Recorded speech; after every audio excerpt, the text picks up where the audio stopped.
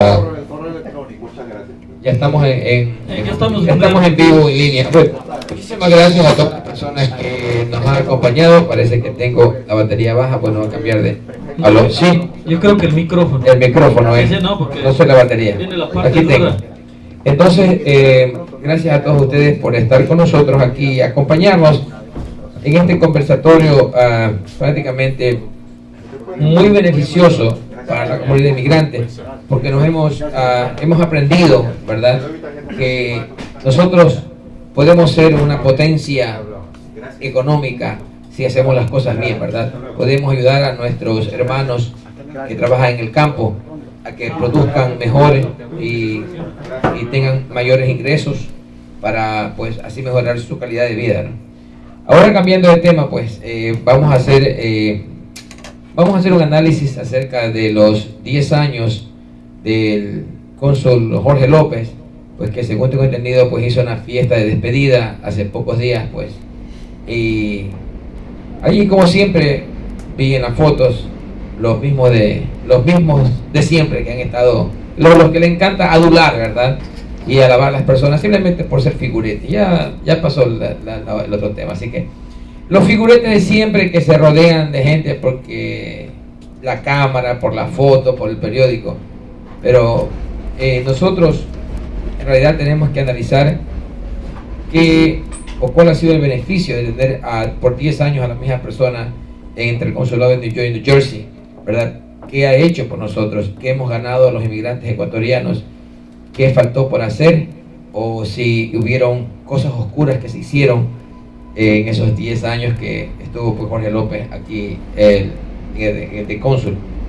Aquí veo que está preparado el abogado Torres, tiene un testamento, no sé, le voy a pasar la palabra, pues no sé si le voy a dar con una ametralladora, no sé. Abogado, cuénteme, a ver, coge este micrófono, a ver, cuénteme, a ver, ¿qué sabe usted o qué ha recorrido en estos 10 años? Bien, muchas gracias por darme la oportunidad de dirigirme a los ecuatorianos que vivimos aquí en los Estados Unidos y Canadá. Durante 10 años yo no he podido tener una denuncia formal presentada contra algunas autoridades del gobierno aquí en los Estados Unidos. Y eso es lamentable, porque si no ponemos una denuncia, entonces no se puede hacer nada. Las grandes denuncias que han habido en el Ecuador han sido presentadas por Fernando Villavicencio, por Clever Jiménez, por la Comisión Anticorrupción, y esas denuncias estuvieron presentadas ya hace más de 5 años atrás. Tuvo que haber un cambio de gobierno para que el presidente actual, Lenín Moreno, sacara a relucir lo que realmente encontró. Y estas denuncias presentadas por estos ciudadanos sirvieron de base para que el fiscal inicie una acción penal. Entonces yo invito a todos aquellos que por las redes sociales cada día sacan algo, los invito a que se acerquen a nosotros y nos den datos reales, verdaderos, para poder iniciar una denuncia y poder alcanzar que se sancione a los responsables. Si nosotros continuamos poniendo en Facebook o en cualquier red social denuncias, eso no va a cambiar en nada la situación. Tengo en mi mano copias de todo lo que la gente habla por las páginas sociales, por Facebook, etc. Pero aquí estas denuncias que supuestamente dice la gente no valen de nada si no hay una denuncia formal. Ustedes tienen que saber, y todo el mundo sabe, porque en algún momento de nuestra vida hemos tenido que presentar una denuncia. Si a uno se le pierde los papeles, tiene que poner una denuncia. Si a uno le roban el carro o lo golpean, tiene que poner una denuncia. Entonces toda denuncia tiene que tener una persona responsable quien pone la denuncia. Tiene que tener el responsable contra quien se denuncia. Tiene que tener una fecha, un lugar, una hora donde ocurrieron los hechos. Y tiene que tener qué es lo que queremos que se investigue, que se sancione. Entonces yo invito con todo respeto a todas aquellas personas que usamos las redes sociales para poner denuncias, que se acerquen a nosotros, aquí a este programa de radio o a la Comisión Anticorrupción que hemos constituido aquí en Nueva York, para coger lo que ustedes tienen y transformarlo en una denuncia y presentarla formalmente con el auspicio de un abogado. Gracias a Dios, aquí en los Estados Unidos hay muchos abogados ecuatorianos que pueden firmar este tipo de denuncias y presentarlas. Porque donde se tiene que presentar la denuncia debe ser en el Ecuador, donde se va a investigar estas cosas. Entonces, por favor, los invito a que no, como dicen en mi barrio, en Guayaquil, no gastemos pólvora en gallinazo. Miren cuántas denuncias yo he sacado del internet. Cuántas denuncias. Pero con esto se nos ríen. Se nos ríen porque no hay una denuncia presentada formalmente para que se inicie un proceso penal. Y hay denuncias serias. Hay denuncias muy buenas presentadas, por decir algo, contra los asambleístas y contra los cónsules y contra ciertas autoridades, etc. Y vuelvo a decir, si esas denuncias no las transcribimos, no las ponemos formalmente, no va a ocurrir nada. Por cuestiones de tiempo, que tengo una reunión programada, no puedo continuar con ustedes, pero sé que Wellington va a filmar y luego voy a revisar las denuncias que se hagan aquí. Y con todo cariño estoy ofreciéndole mi apoyo, mi respaldo, y no vamos a cobrar absolutamente un centavo por poner una denuncia penal. Y hago un llamado a los abogados que están viviendo aquí en los Estados Unidos, como el abogado José Elías, como el abogado Franco, como el abogado Vite, como aquí hay muchos abogados, a que nos reunamos esos abogados para que juntos veamos la mejor manera de llevar adelante las denuncias que ustedes tengan que poner. Realmente en los Estados Unidos hace falta que se comience a investigar seriamente todo lo que ha hecho el gobierno anterior. Si el presidente tuvo la valentía de denunciar a sus mismos compañeros de partido, nosotros, ¿por qué no vamos a tener la valentía de denunciar en lo que han perjudicado a los migrantes? No estoy acusando directamente a nadie. Estoy diciendo que se necesita una verdadera fiscalización. Se necesita que pongan una denuncia concreta para poder iniciar un real proceso de investigación. Muchas gracias. Muchas gracias al doctor Torres. Solo quiero hacerle una corrección, ¿no? Aquí venimos a hacer un análisis. No estamos viniendo a hacer acusaciones.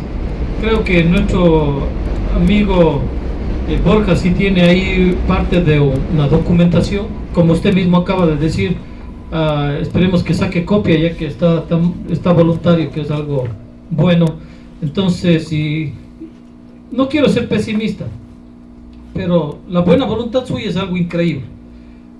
No ha de haber otro abogado que le respalde, de verdad. Y soy honesto en decirle, algunos tal vez por el rabo de paja que llevan, y otros, mire, bueno, porque son intereses personales que manejan. Yo como abogado pues no lo haría, o sea, no lo haría en el sistema de que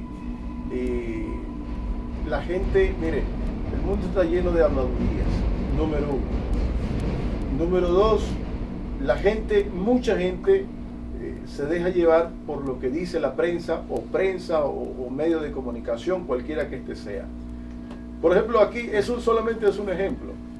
Aquí dicen El otro día dijeron que iba a bajarse hasta a cero congelación casi. Y yo le dije, no va a bajar.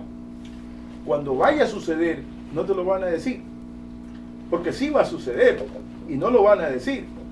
Entonces, cuando verdaderamente vaya a pasar una cosa así, ¿verdad? La gente, yo escucho mucho, hablo de la prensa, del uno, del otro, y en realidad pues tomar uno de los cuentos que pasan en las redes sociales, en la prensa, tomarlo como serio es tomar un tipo de análisis para poder plantear una denuncia. Ahora, otra cosa. Por ejemplo, aquí hace 2001 se regularizó la electricidad. Eso dio paso que las empresas ampliaran mucho, se ampliaran el sistema de empresas proveedoras de energía. En Ecuador es necesario, primero, que el abogado se informe de lo que es la ley. En Ecuador matan a un niño a la policía y simplemente se queda en nada. Aquí una persona, un policía atropella a una persona y los abogados están dispuestos para demandar a la policía. En Ecuador no pasa eso, ¿sí? Y no solamente ese un punto, sino cientos de puntos. Y los abogados están, yo fui la vez pasada, el año pasado, y yo fui a la corte porque teníamos la oficina en la corte, cerca de la corte, y fui a la corte a ver a mis amigos, los abogados allá, y me dicen, no tenemos trabajo. ¿Y por qué no tienen trabajo? Porque no hay casos pequeños, no hay casos.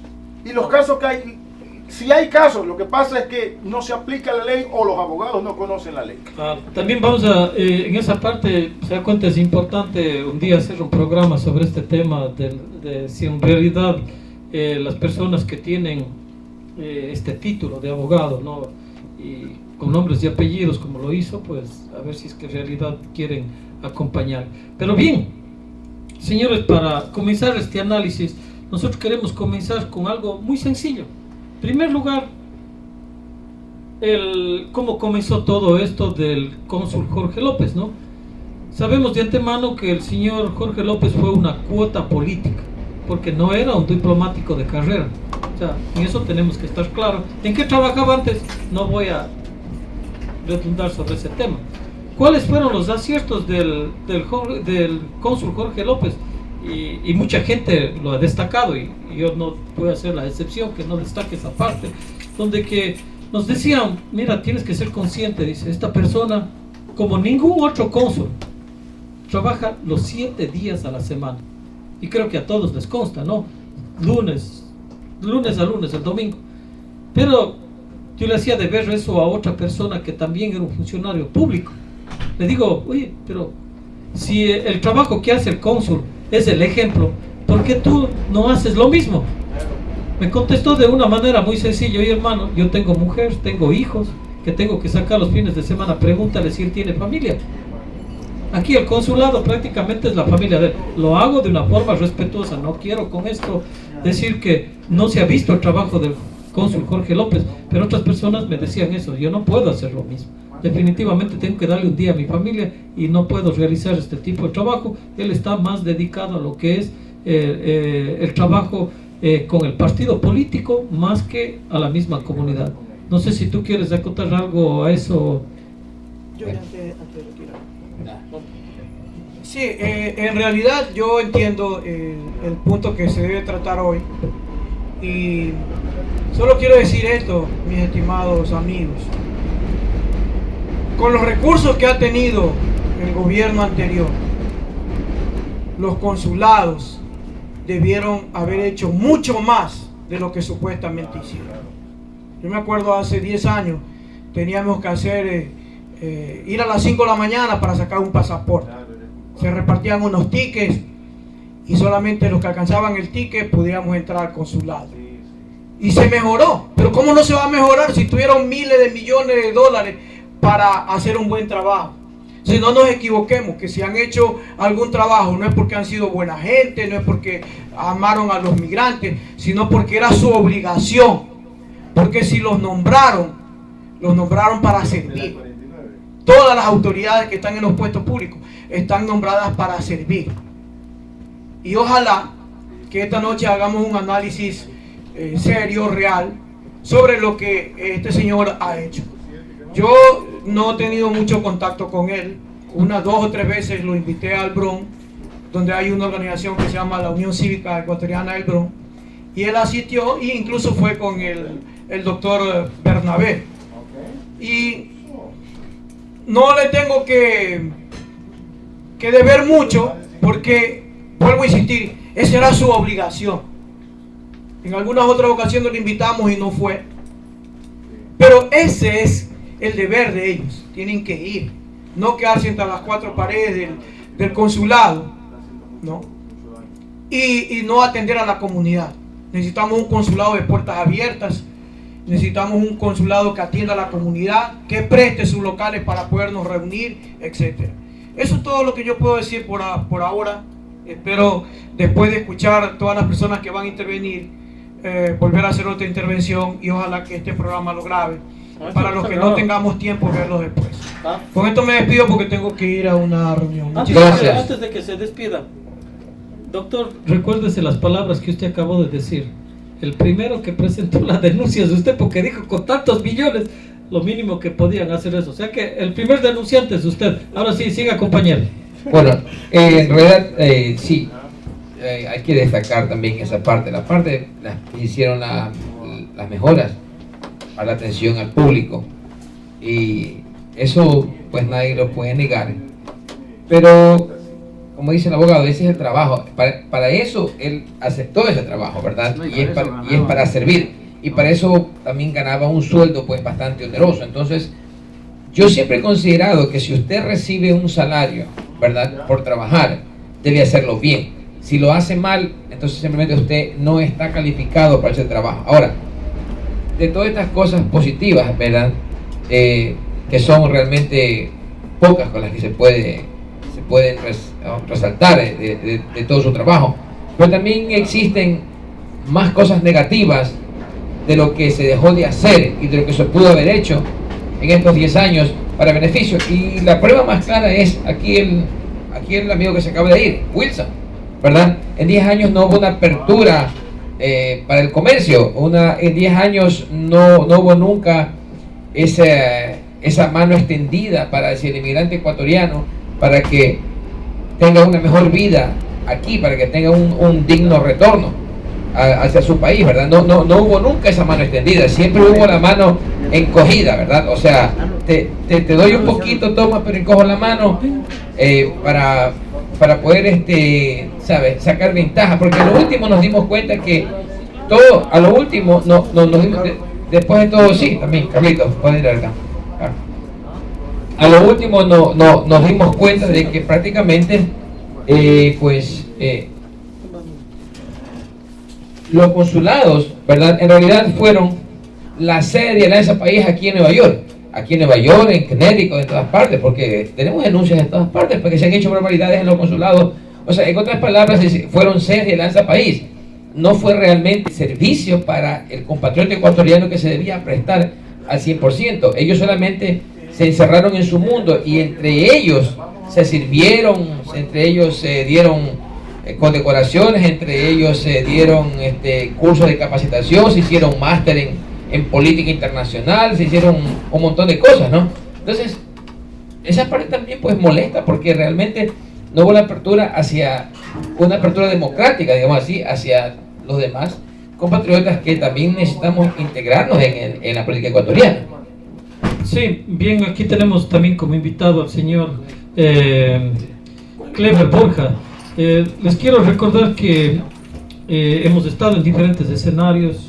Todo lo que se va a hablar aquí prácticamente lo tenemos en videos, tenemos grabado. O sea, si es que en algún momento se necesita un respaldo de lo que se vaya a decir aquí está el señor Borja con los documentos, y a mí que me pidan el video, como de costumbre, ¿no? Entonces, Clever, ¿qué podemos hablar cuando recién se posesionó el doctor?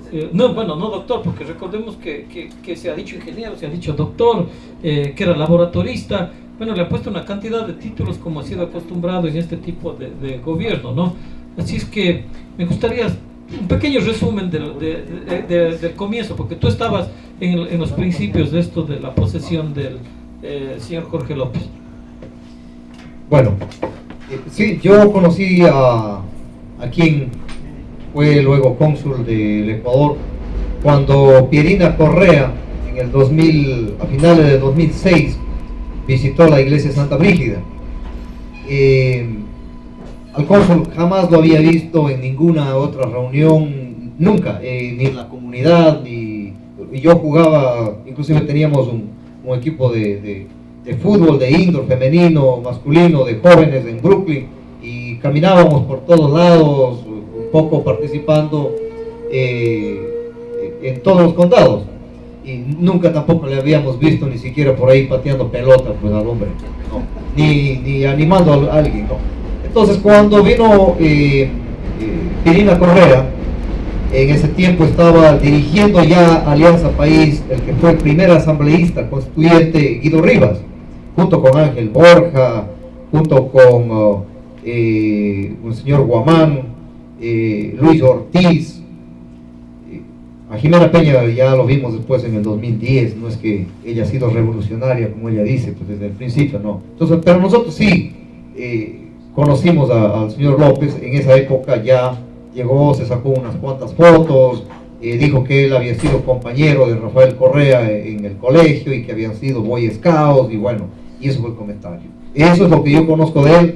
Nunca he visto el título, jamás ha expuesto un título en ningún lado. Los amigos que le quieren mucho, como la Confederación de Periodistas, por ahí le dicen ingeniero, por ahí otros le dicen doctor, pero jamás se ha logrado saber a ciencia cierta qué mismo es, ¿no?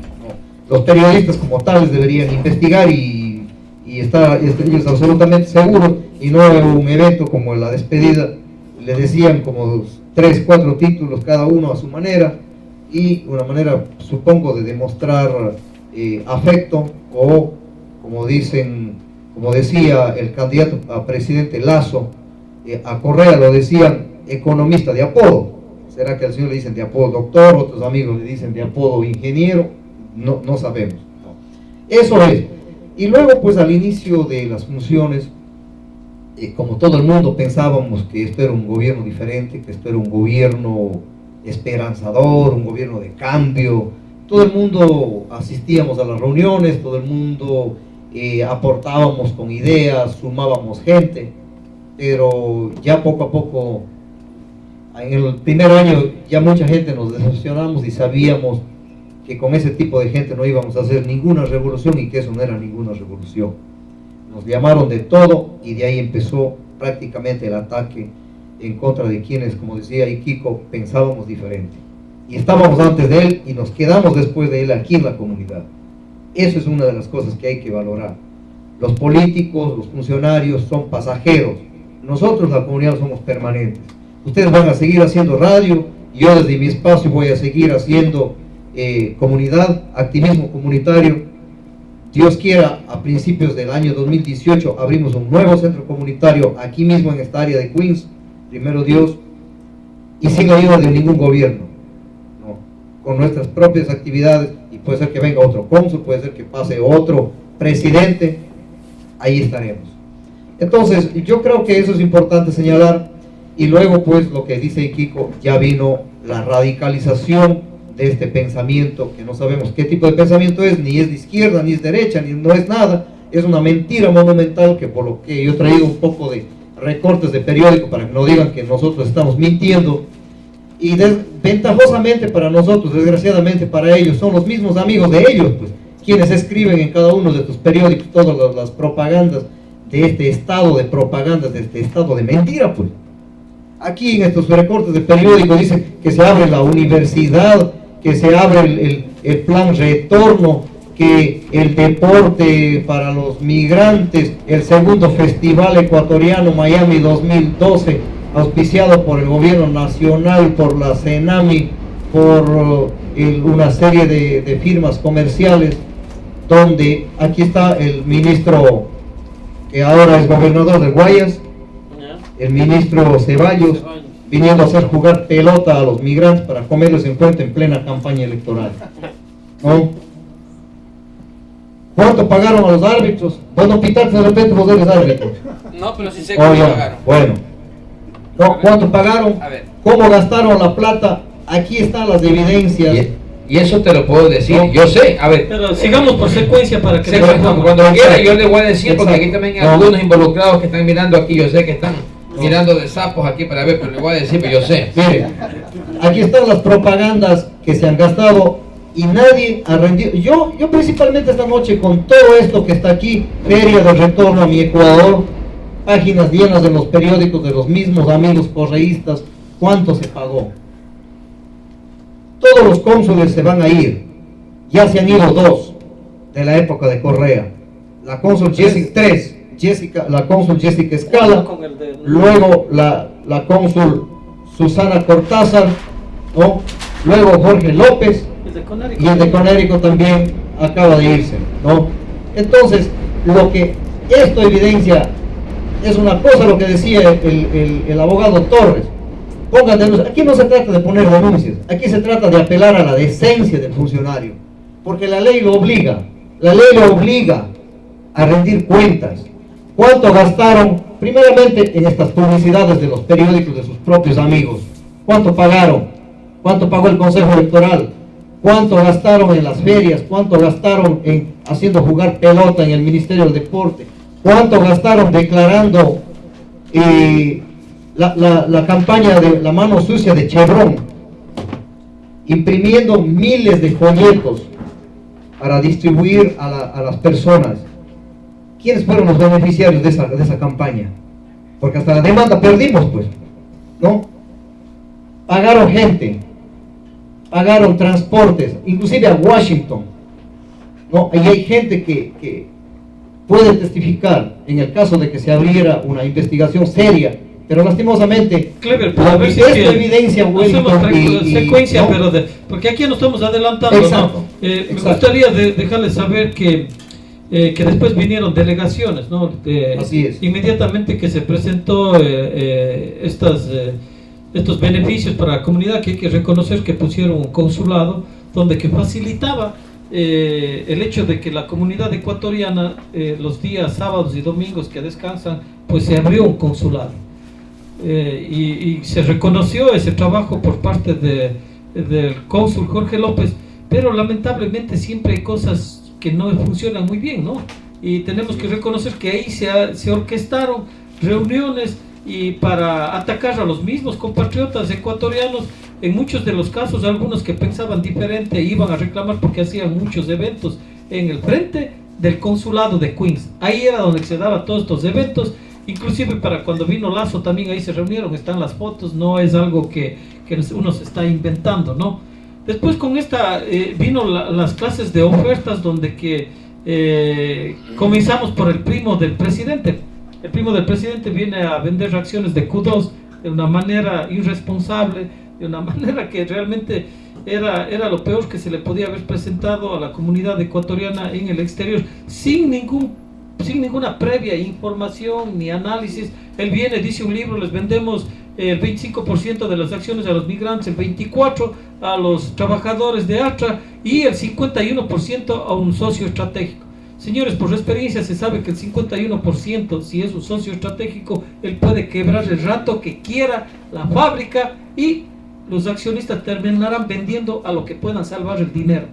Entonces, decirnos que a través de la Corporación Financiera Nacional se iba a hacer el préstamo del dinero, el 12% de interés anual, ¿no? Cuando se sabe de antemano que la ganancia líquida, ¿no? Lo que le queda a usted es el 12%, o sea que era solo para pagar los intereses del capital que le puedan prestar en caso de que usted deseaba acceder a esto.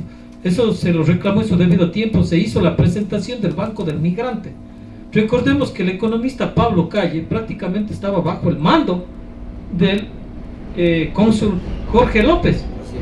No es que la CENAMI, que era para cubrir toda la nación, el cónsul Jorge López, eso era solamente para esta área de aquí de Nueva York. Obviamente él logró esa parte donde que es el cónsul de Conérico y la cónsul acá en Queens, pero todos estaban bajo el mando de él. Así es como funcionaban las cosas, así es como la mayor parte de la comunidad ecuatoriana lo vio, no me estoy inventando yo esto ahora. Es más, que para darles una secuencia de los problemas que se presentaron, recordemos que cuando gana Linda Machuca para asambleísta, ¿no? Con las comisiones, como vino con el Corcho Cordero y todo, ofreciendo esto de las becas internacionales, que se podía canjear la licencia, lo cual eso nunca se dio. ¿Qué es lo que pasó? El Banco del Migrante se viene a formar para buscar que los migrantes sean inversionistas en obras rentables del gobierno. Estamos hablando hace más de 8 años atrás, cuando Pablo Calle era director de la CENAMI. ¿Qué es lo que sucede en ese mismo tiempo? Sucede que el señor, ahorita estaba viendo, aquí está, Francisco Agó, miren, aquí está la foto de él. Francisco Agó, ministro de los migrantes, pasa ese cargo, pero ¿qué es lo que sucede? Que no querían dejarle que la señora Blanca Ortiz sea la asambleísta, que le principalice. Y no lo voy a decir yo, le podemos preguntar a una persona que estuvo muy cercano a ellos, que era el doctor José Elías Rodríguez, que tenía un programa en Radio Impacto 2. Cuando le entrevistan a la señora Ortiz y le preguntan que qué pasa, dice que Jorge López y Pablo Calle prácticamente a la fuerza le querían hacer firmar la renuncia y que vaya otra persona de la confianza de ellos. Bueno, creo que tenían razón, porque ahora ya Blanco Ortiz se fue a otro partido político. Bueno, razón o no, políticos al final. Una cosa. Entonces, el Banco del Migrante también se promociona en ese tiempo y resulta que el Banco del Migrante termina siendo nada, ¿no? ¿Quién es el director del Banco del Migrante? Era el asesor de Pedro Delgado, ¿no? El señor Lima, Gonzalo Lima, viene como representante del Banco del Migrante cuando estamos ahí en el consulado. Lamentablemente no pudo hablar porque se puso nervioso cuando se le hizo 2 cuestionamientos. Ya se quedó gago y no pudo hablar, para después terminar siendo el director de la CENAMI, al cual también le entrevisté. Bueno, haciendo en secuencia esa parte, ¿no? Y para recordarnos lo que venía ya pasando con estos problemas, ahí viene esta parte ya para alargarnos un poquito del famoso Ministerio de Deportes, ¿no? Donde que el señor Walter Carpio, un destacado compatriota, periodista por cierto, él está en la 1380 AM, ¿no? Habla sobre deportes, ahí mismo hizo la denuncia, que a él le habían, la cónsul Jessica Escala le fue a buscar para hacer un negociado del Ministerio de Deportes. Pero recordemos que quien trae a la delegación del Ministerio de Deportes es la asambleísta Blanca Ortiz. Yo tengo la entrevista, yo tengo la afirmación de todo eso, donde que la asambleísta Blanca Ortiz trae a un delegado del ministerio, no sé si te acuerdas, era un compatriota manavita o colorado nomás, que llegó ahí ofreciendo $450,000 para trabajar todo esto. Ahí no sé, los líderes y todos los que sabían de esas cosas, pues sabrán cómo pasar las cuentas y que algún rato se hace una verdadera fiscalización. Pero ¿qué es lo que sucede? Viene Ceballos ya como ministro de deporte, me acuerdo hasta ahora, el Sabor Latino, ¿no? Y justamente de lo que están mostrando todos estos periódicos, ¿no? De quien sea el dueño del periódico, tengo el video para demostrarlo. En ese momento que este ministro de deportes decía que ahora ya nada más había $250,000. Entonces yo hago la pregunta, ¿y qué pasó con los otros 200? Créanse que tenían formas de amedrentar. Uno por ahí vino de la delegación y me dijo, oye, esta no es la forma en la que tú tienes que preguntarle al ministro. Yo le dije, oye, no estás en el Ecuador, acá sí hay democracia y no va a pasar nada que no sea lo justo. Pero el periodista que venía representando al periódico más conocido acá, resulta que en medio de la presentación del ministro le reclamó directamente que cuándo le van a pagar el dinero de toda la propaganda que había puesto. Vamos a dejarte ahora a ver si tú te recuerdas ya las partes que siguen más allá, y Kiko o Clever. Bueno, sí, como te digo, la decepción más grande de la comunidad, de quienes no somos simpatizantes de Alianza País, es que ellos no hayan cumplido las leyes que ellos mismos inventaron. Las leyes de transparencia, las leyes de los informes cada año, la fiscalización.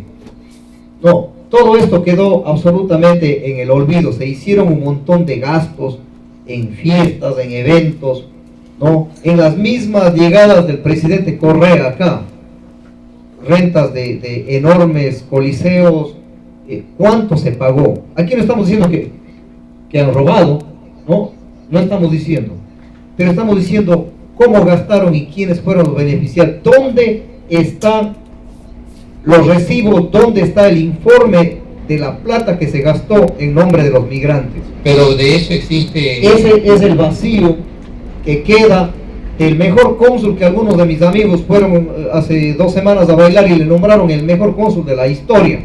Yo quiero que ellos me vengan y me contradigan todos estos documentos que yo tengo aquí, no inventados por mí. Estos están escritos en los propios periódicos de los mismos correístas, de uno que inclusive fue por ahí, gracias a todo esto, la propaganda que él difundía para la época del gobierno, fue nombrado por ahí cónsul en algún país de estos de por allá. No, fue nombrado cónsul. Entonces, fue ahí mismo, agregado. Pregúntenle al amigo Agila, pues, con Magashi, que les dio un aquí ataque. mismo, Agregado comercial exacto. en Bielorrusia. Aquí mismo el están dueño del escritos. periódico World News. Son aquí en estos periódicos donde están todas las notas de toda la forma de hacer propaganda de este gobierno, y que lamentablemente la mayor parte de la propaganda que se hizo es mentira, pues. ¿Dónde están las 7,000 clínicas que vino a ofrecer Eso es, Ramiro González? esa es otra historia que también, pero todavía hay muchas antes de esa. Con pues. artistas internacionales pagados, y por ahí ahora anda durmiendo. Yo sé que los artistas andan durmiendo de un amigo por ahí, un basement, y después de haber cantado para el gobierno y cobrado enormes cantidades de dinero, que dice que eran los Diga, ¿cuál es? los delegados ¿cómo eran? Los delegados culturales para el Ecuador. Pero, Clever, no sé si te acuerdas en ese tiempo, bueno, no, todavía recién pasó esto, pero si nosotros estamos hablando de cuando recién termina el periodo de Blanco Ortiz y Linda Machuca, pues ya en ese tiempo comenzaban las incoherencias, ¿no? Porque realmente, no, como dije hace rato, ¿no? Lamentablemente estas personas no estaban preparadas.